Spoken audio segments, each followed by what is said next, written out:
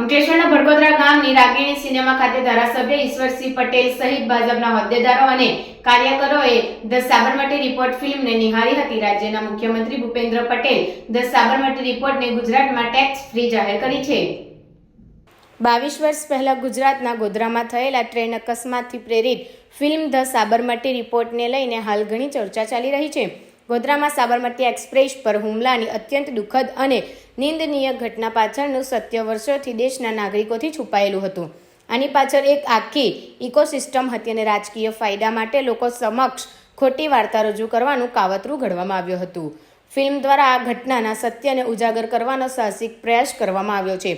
Vikrant Massey starrer આ ફિલ્મમાં train દુર્ઘટનાની વાર્તાનું સત્ય બતાવવાનો પ્રયાસ કરવામાં આવ્યો છે, જેને દર્શકો અને ઘણા રાજકારણીઓ દ્વારા પસંદ કરવામાં આવી રહ્યો છે। ગુજરાતના મુખ્યમંત્રી ભૂપેન્દ્ર પટેલ, ગૃહ રાજ્યમંત્રી હર્ષ સંઘવી સહિતના મહાનુભાવોએ ધ સાબરમતી રિપોર્ટ ફિલ્મને નિહાળી તેની પ્રશંસા કરી હતી અને ફિલ્મ નિર્માતા અને સ્ટાફ કાસ્ટને બિરદાવ્યા હતા।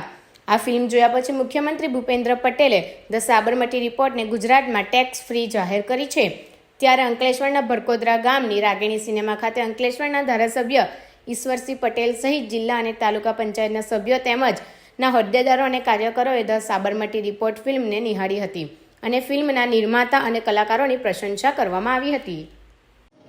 The Sabarmati report A film Ankleshwar વિધાનસભાના કાર્યકર્તાઓ ચૂંટાયેલા અને સંગઠન સૌ લોકો આજે અહીંયા ભેગા મળીને રાગીણી સિનેમા ભડકોદરા ખાતે આજે જે સુપ્રીમ કોર્ટે જજમેન્ટ આપ્યું હતું એના આધારે જે ભૂતકાળની અંદર જે ગોધરાકાંડ થયો હતો અને ગોધરાકાંડ દરમિયાન તોફાન ફાટી નીકળ્યા હતા અને જે આપણો સાબરમતી એક્સપ્રેસ કે જેમાં કાર સેવકો હતા અને કાર સેવકોને ડબ્બો સળગાવીને જેમને હત્યા કરવામાં આવી હતી અને એ જે તપાસ જે ભૂતકાળમાં ચાલતી હતી એ ભૂતકાળ એ જે તપાસ એ ખોટા ચાલતી હતી, અત્યારે જે રિપોર્ટ આવ્યો છે રિપોર્ટની અંદર સુપ્રીમ કોર્ટના કહેવાથી જે પ્રકારે સત્ય ઘટના કે આ સાબરમતી એક્સપ્રેસમાં શું ઘટના બની હતી શું એ આજે અહીંયા જ્યારે નિહાળવા જઈ રહ્યા ત્યારે સમગ્ર ગુજરાતમાં અને સમગ્ર દેશની અંદર તમામ વિધાનસભાની અંદર પોતાના કાર્યકર્તાઓ આ વસ્તુથી માહિતગાર થાય એના માટે આજનો આ કાર્યક્રમ રાખ્યો। ત્યારે